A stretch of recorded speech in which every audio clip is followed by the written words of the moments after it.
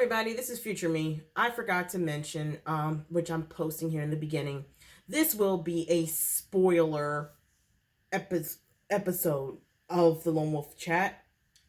This is spoiler like crazy for Bojack Horseman. So if you have not watched Bojack Horseman, I am imploring you to watch it before listening or watching if you're on YouTube this episode, because I do not want to get flagged.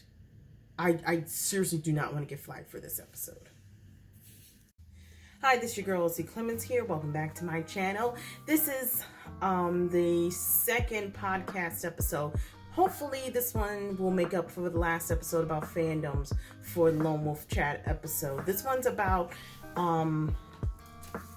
character development learned from Bojack Horseman. I'm going to get into that in just a minute. I just need to start up my computer here and get my GarageBand up and working. Grab my GarageBand microphone here. I have it sitting next to me. I haven't got a setup quite yet to make it so I can record my video two ways and have the microphone close to my face. I don't have the money for a stand, so gotta work what you gotta work with, right? All right, and I got like 2 pages worth of notes that I'm hopefully going to be able to condense. And really, that's all the housekeeping for this episode. I just need to get my GarageBand here started for my podcast, and we will be starting in 3, 2, 1. Thank you for listening to the Lone Wolf Chat. On today's episode, we're going to talk about character development learned from Bojack Horseman. Now, the final season the final half of the final season, I should say, has just been released for Bojack Horseman, which concluded all of the characters and all of their arcs.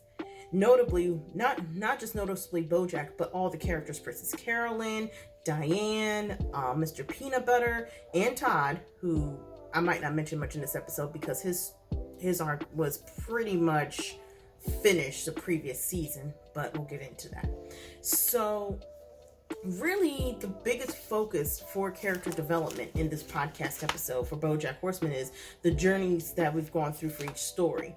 For Bojack, it was his journey from being this self-depreciating idiot who was an addict to recovering and have to deal with the fallout of the consequences.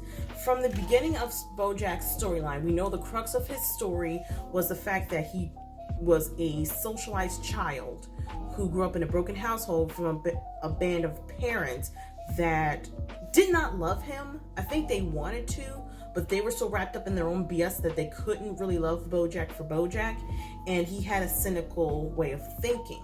This turned into almost like a lifestyle for him, I would say. Because by the time Bojack made his own show, which was Horseman around the 90s, he became addicted to alcohol, which then led into gateway of other drugs such as heroin, crack cocaine, ecstasy, and other forms of abuse. The whole painful arc of his storyline is his relationship with Sarah Lynn, a girl who was a young child who was already being sexually abused in her own story. Yes, that's in there.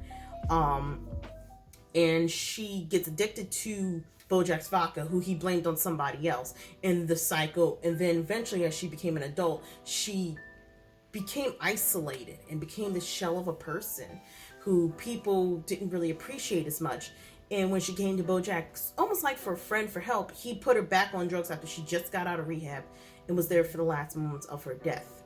And and Bojack, unfortunately, has to deal with the consequences of this and all the events leading up to Sarah Lynn's death and afterwards, such as taking a teenage girl to prom and getting her drunk and leaving her almost half dead at the hospital, as well as one of his friend's daughters, Penny, who had actually thrown herself at him. And yes, he admitted, yes, in an interview, yes, I could have slept with her, but I didn't, which is pretty nasty and scummy. And the fact that he did sleep with Sarah Lynn, even though he's known her since she was a little girl, says a lot about Bojack's character. And the fallout of the consequences it's enormous. He finally gets himself together. He comes to terms with his broken childhood and his drinking, but it's you know what? I can't really, in these type of circumstances, blame Bojack for the fallout of other characters. Some people made the decisions to be that way, like Bojack's therapy horse, who's not a therapist. We find out later, which Bojack, I could swear sue over that. But his his therapy horse, he got drunk by accident. That wasn't Bojack's fault. That was his fault. He thought it was water. He drank it and got back on alcohol and spilled more tea about Bojack's dealings after spilling, after the therapy horse find out from Bojack. And Bojack gets grilled so severely that the ending of his character arc is very open-ended. He does end up getting back addicted to a drug for a small period of time, but he seems determined to go back to go on the mend of being for being sober. He doesn't want to go back to that lifestyle where he was hurting other people, but there's still a fallout to it, and it's very open-ended. We also Bojack has to accept the responsibility of his flaws. He's not a great person. In fact, no one in Bojack Horseman, except for maybe Guy and Todd, are good people, and Todd's girlfriend, are good people. Oh, and Judah. Judah's always been a constant good character. But none of these people are good. Princess Carolyn's a workaholic. Diane's a depressive feminist who unfortunately sometimes grates on the audience's nerves, but is a constant foil to Bojack because she actually tries to face her problems rather than just drown herself more into the alcohol. Mr. Peanut Butter is a constant reminder of too much positivity and not enough emotional maturity. So you have characters, none of the main cast are that great of people. Yeah, Princess Carolyn came out pretty good in the end, in my opinion, but she had to go through a lot just to get to that point.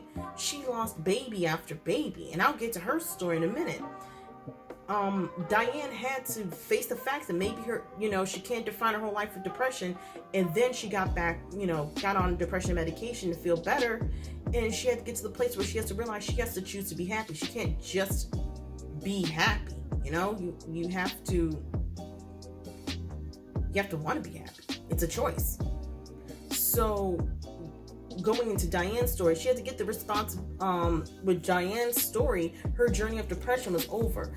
Diane was an optimistic girl coming from Boston who wanted to write her own series and realized the world that she lives in her head, her bubble that she had her perception of reality, was severely altered by the circumstance happened in New York. She wanted to be, not New York, Hollywood. She wanted to be a writer. She got to be a writer, wrote Bojack's memoir. She married Mr. Peanut Butter. But she loved the fun time she had with Mr. Peanut Butter, but then she outgrew him because her emotional maturity had changed as time has changed. And she had to go through a whole thing of depression. She went to Vietnam to write her own vlog. She did her own series on the corporate America and how corrupted it is. And she met a guy named Guy who pulled Diane, in a sense, out of who she was. She wanted to write a memoir about her depression, about her life story, and ended up being a teen novel. And her friend Princess Carolyn is the one who said, okay, kept telling her, hey, the teen writing story might be a great outlet. Why don't you do that instead? She goes, no. I want to write the story about my depression of my life. And it's only through reaching in her head and meeting her own character in her head that she realizes that depression doesn't define her. Her trauma does not define her.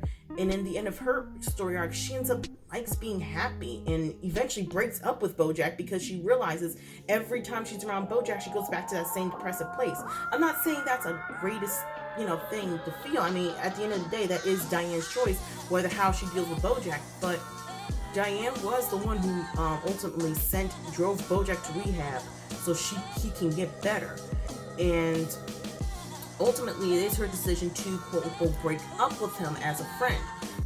Diane is Bojack's best friend, but she's also the one that has to deal with the BS of Bojack's behavior. And in breaking up with him, she gets to move on with her life. Now, the ending is kind of ambiguous. The last song, it was kind of somber, but it was okay. For Bojack's story, they could still remain friends on the phone. But there are things that Diane is probably saying, you know what? Not my circus, not my monkeys. I'm not dealing with this. Like when Bojack in the last episode nearly killed himself. He drank alcohol because the woman that supposedly set him on a spiral by firing the creator of the show, and Sarah Lynn's drug addiction and its eventual downward spiral and horsing around came from this woman who really wanted to cut him out of the show completely and give Sarah Lynn a better life. But then he realized this woman lied and made him take his best friend off the show on purpose. And it's with that one moment that, and plus Hollyhock's letter, about, I'm guessing with Hollyhock, she decided she wasn't going to deal with Bojack anymore, which, you don't want to abandon family, but at the same time, Bojack kind of brought this on himself. Hollyhock knew something was going on, and I'm just going on a bit of a tangent before I get back to the notes I have here. She knew, like, at the end of the first half of the final season, that Bojack had done something scummy. Then all the other stuff with Sarah Lynn and all the other women he slept with came out. He was already a professor at her school. She decided, you know what, for my own sanity, I have to separate from my brother. And that's not exactly, and you shouldn't want to abandon your family, but Hollyhock has to think about Hollyhock. She's going through her developmental years. When she first met Bojack, she was doing okay, but then she realized how toxic of a person he was and ended up on drugs. Then he came back, got himself high on drugs with her visiting for the one time again. The third time he visited was when he was sober, but he kind of just thrusted himself in her life without her say so. And then finding out all this scummy stuff about Bojack, you know what? She does have a right to want to maybe distance herself from all that bullcrap. And now I want to get into, with that being said, I can get into the character of Mr. Peanut Butter. Mr. Peanut Butter's character development went from this, he was almost like a foil or a representation of Bojack if Bojack actually went on the extreme positive nihilistic side rather than the depressed person who has the intelligence to know some things are wrong and some things might be extreme. You have the guy who stole the Hollywood sign, now it's called Hollywoob. I don't even want to go there with that. That was just funny. But he married 3 women, nearly 4 with Pickles. The first one, he called her the B word and called her bitter, but that's because their marriage fell apart. Jessica Biel's marriage fell apart. Diane's marriage fell apart. And he cheated on Pickles with Diane. Mr. Peanut Butter's problem was he was too happy. Not so much too happy, but he's always trying to make the troubles shine and look pretty, so you don't have to deal with them. He's always trying to fix things, and with him fixing things, Mr. Peanut Butter's problem always was that he doesn't listen.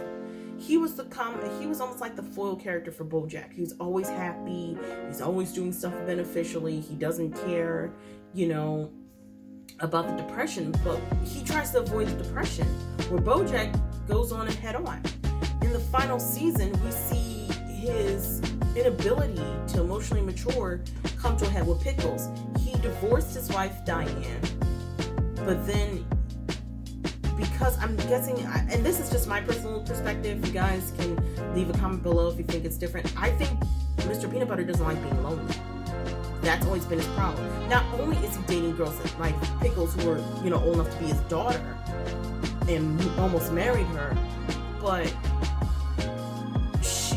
he doesn't like being lonely. All these girls are young, full of vigor, and full of life, and happy. And then when they meet Mr. Peanut Butter and marry him and be with him after a couple years, they all divorce him. So his emotional maturity is not at the level it needs to be. He doesn't listen, as Diane has told him 1,000 times. Even when you find out through the marriage party, the engagement reveal party, Diane explains to him via the thermostat, supposedly talking to him, that he needs to be there for Pickles and listen to her, rather than just be happy and try to make the nasty, as they say, make the what look pretty. He listens to her, and then he proposes on her cheating on him for as a way to cope with the fact that he did something dirty, which is stupid in its own self. He should have never done that. But after cheating on, being with Diane, and then trying to run the restaurant with Pickles sleeps with another, guy. Before they get married, she runs off to do a job, and she breaks up with him. He has to go through this whole year of just being by himself. And I like the fact that at the end of his journey, I didn't really like Mr. Peanut Butter, to be honest, as a character. But his journey was a good one to look at. He went from being this optimistic character to kind of coming down to this medium. He's still happy, but he's come down to this medium where it's just like he has a call with Diane, and he says, I'm happy with me. Like, almost like I need to work on me. I need to work on who Mr. Peanut Butter is before I be with anybody else. That was his moment of emotional maturity where he realizes, hey, maybe I need to be by myself for a little bit and maybe be with, and I'm hoping, I know the writers haven't done this because the show pretty much got canceled, but hey, maybe I need to be with somebody my own age with my own responsibilities and my own maturity, emotional maturity, to maybe be happy. Or maybe I just need to be by myself. Sometimes people don't always need to be in relationships. And then we finally come to one of my favorite characters in this series, Princess Carolyn. She had a rough life, just like Bojack and just like Diane. The only difference is, at the end, she finds the best form of happiness that works for her. She went from being a woman who had to take care of her mother, who was an alcoholic, to getting pregnant. Her mom told her to keep the baby so the rich family could take care of her, to losing the baby, moving to California and making her own PR. She was an assistant for Bojack. She was with Bojack for over 20 years off and on.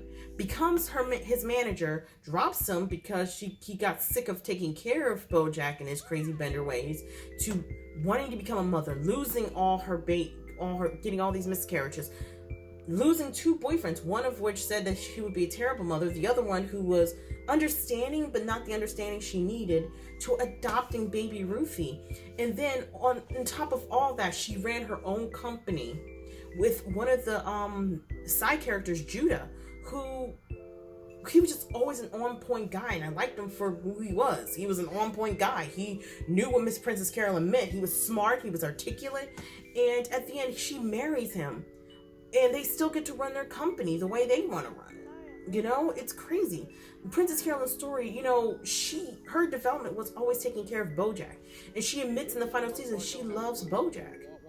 But ultimately, she ends up with Judah, which says a lot, because to me, Judah kind of came out of left field at first. But then I realized, you know, after an hour of watching the series, I kind of sat down, wrote the script for character development.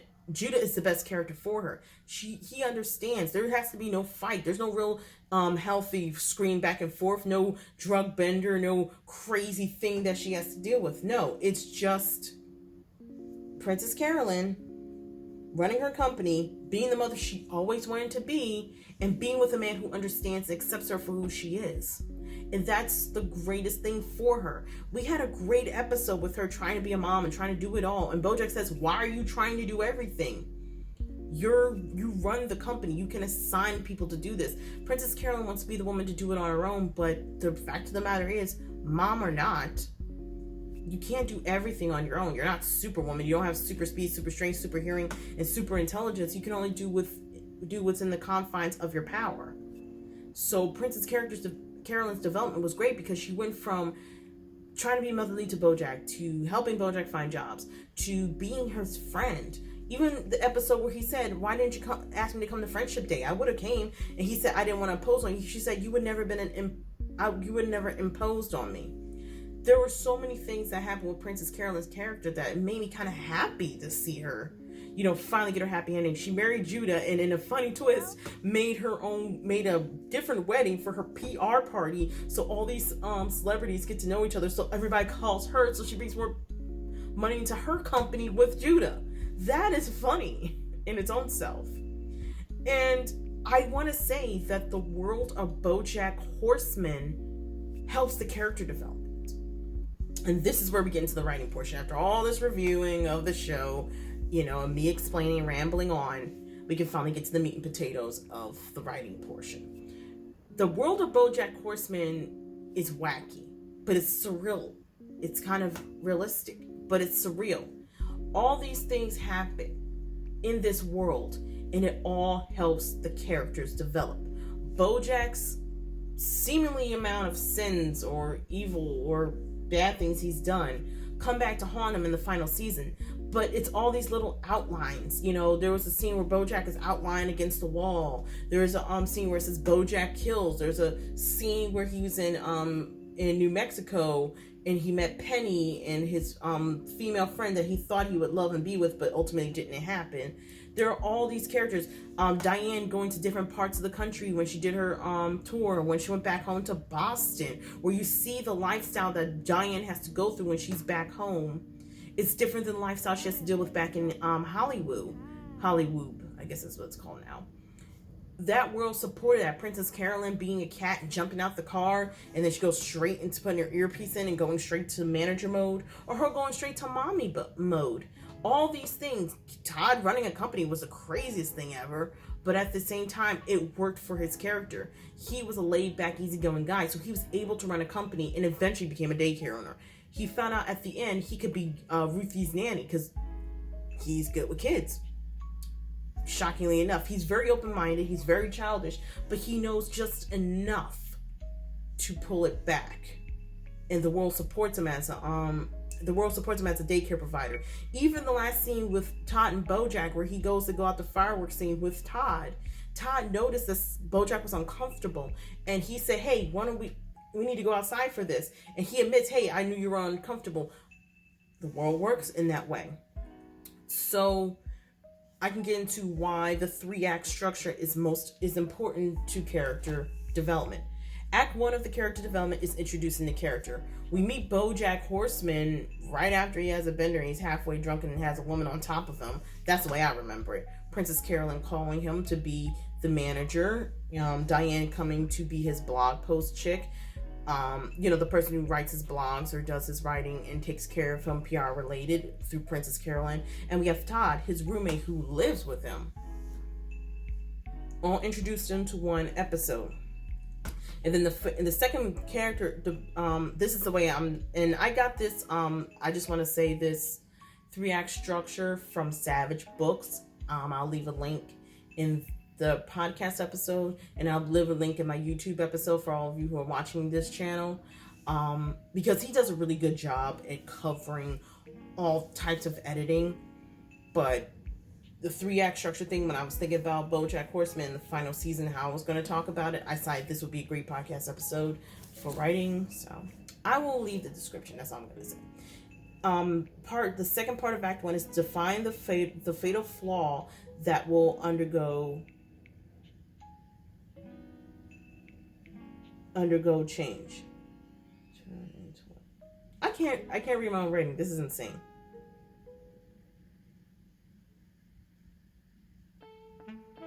The fatal flaw that will undergo change is Bojack's inability for Bojack, it was the inability to care for others and think about the dire consequences of a situation. Diane's fatal flaw is she opens her big mouth and sometimes does her feminist spiel, which sometimes has a tendency to backfire on her. Like the episode where she talked about gun control and how a woman shot a man and everybody was freaking out about women owning a gun. And her thing is, well, maybe we could just change the gun control law, or we can get rid of all the guns. And instead of just, doing reform on gun control, they got rid of all the guns so the women wouldn't shoot them, which was kind of really funny when you think about it. Princess Carolyn's fatal flaw was the inability to separate her, to me, was being maternal. It wasn't so much separating her home and work life, because she was in a relationship with Bojack and was his manager / agent, but for the fatal flaw for Princess Caroline, to me, was being maternal. She took care of everybody when sometimes it was unnecessary to. She should have let Bojack fall, and she kept trying to pick up the pieces over and over and over again. For Mr. Peanut Butter, the fatal flaw for him is he's always trying to be happy. He's always trying to make the crap look pretty when it doesn't need to be pretty. Todd's fatal flaw is that he's a slacker. And Diane, I think I covered everybody. And the third part of Act 1 is introduce minor details about the character. Bojack has his flaw. We see a flashback of a glimpse into his childhood about his mother. Diane's flashback is really when she goes back home to talk about her family. Princess Carolyn's fatal flaw, to me, was introduced when she is left alone after she breaks up with Bojack and she's left alone again, and she has those moments of loneliness. For Mr. Peanut Butter, it's hard to really say with Mr. Peanut Butter, but I believe it was when after he married Diane. Act 2, you present the character with challenges. Bojack's challenges later on was his ability to go get back with his married friend, and also trying to get himself sober, as they would say. He was trying to get himself sober, after really realizing what he's kind of done and all the crap he's done. He's trying to get himself back on the mend, but he has to deal with the challenge of, his family's history. He dove more into his childhood, that he was not really loved as much as he should have been. And his mom even says, "You were born broken." So, jeez, do that to a child. The biggest challenge for Diane is trying to get her voice heard when she's with Mr. Peanut Butter in her marriage. For Princess Carolyn, it is still the ability to want to be a mother and be in a relationship and have that family she wants, but still wants to run her own company. For Mr. Peanut Butter, it's learning to turn off the positivity all the time. And for Act 2, Part 2, you need to provide additional information on character details. Bojack's flashback episodes to his family, how the one of the best was the episode of Bojack's mother, how she met I can't remember Bojack's dad name. I thought he called Secretariat his dad, but it's not Secretariat. But meeting Bojack's dad and marrying him, and their relationship dissolves, and it all falls on Bojack. Even when he was crying as a baby, his mother mutters, "You better be worth it," and she calls him a filthy child, and she says, "Say something nice to mommy," but then berates Bojack at the same time. So those are details we didn't know about, and he learned how to drink from watching his own mother and father numb their own pain through alcohol, so he repeated the same cycle. For Diane, it's just her, trying to stop squinting at all to see the little things out of the bad things and trying to make herself happy, but it wasn't working. And then eventually she gets to the point where she goes see a therapist, and even that doesn't always work. For Mr. Peanut Butter, it's his marriage falling apart. He tries to fix the problem, but he ends up making it worse for Diane, and ultimately that's where they divorced, because she got tired of squinting and he didn't know how to get through the hard parts. So that's where their marriage crumbled. For Princess Carolyn, I did talk about Princess Carolyn. So part 3 of Act 2 would be show character at their lowest point. For Bojack, his lowest point was when he choked out his girlfriend on set of Filbert. That was the lowest point of his life. Well, one of them. The other point was further in the season, when he finally gets out and gets himself better, and the whole Sarah Lynn story comes up. But that was one of the biggest lowest points, when he choked his girlfriend. His girlfriend breaks up with him, and Diane pretty much puts him in rehab and said, "Look, you gotta do this. At this point, your life's spiraling out of control." The lowest point for Diane was when she ends up alone in her crappy apartment, and she goes to see Vietnam to learn her own history of her own family, and her family was no help whatsoever. That's one. And 2, she had to go through a thing where she had to discover who Diane was, and she still didn't know. She was, depressed the whole time. And for the lowest point with Princess Carolyn was her 5th miscarriage. At this point, it was like, how am I ever going to have a child? And she goes on a drinking binge and just pretty much breaks up with her boyfriend, and she just kind of spirals. Even though Bojack says you would make a great mom, it's still the lowest point of her life, because she can't carry a child to term. Even when she was young and she was pregnant as a teenager, she just couldn't do it. So the third part, Act 3 only has 2 parts to the character development. Present the character with the greatest struggle. The greatest struggle for Bojack is dealing at this point, once he's fully fleshed out, the fallout and the consequences of Sarah Lynn's death, and the fact that he had quote unquote power over women, and that the things he did were kind of scummy. Though in my personal opinion, some parts of it, like after Chinchilla's part was over, the first act, that was self-inflicted on Bojack's part. After the first interview, he should have been done with it, but he wasn't, and that's part of the problem. He was good the first time over. He thought he was helping people, but then the truth came out because that greedy reporter, she couldn't let it go. That's what irked the crap out of me. And I know where she was coming from because the truth needs to be out there, but she couldn't let it go. She really couldn't just let it go. She had to dig further into Bojack so everyone knows how much of a monster he is. Which, granted, he's not a monster, but he does have a tendency to hurt the people around him. You know, there's no ifs, ands, or buts about it. And he has to go from that struggle to get to his highest point. For Diane, it's her taking her medication, getting big, and then having to realize that maybe her depression story isn't her greatest highlight. It's this teen book series. You know, that's probably better. That will cope through her depression. For Mr. Peanut Butter, it's being alone. You know, Pickles left, and now he has to deal with being by himself. And he has to, the greatest struggle is him being there, making stuff look, not always making the stuff look pretty, but just actually dealing with his problems. And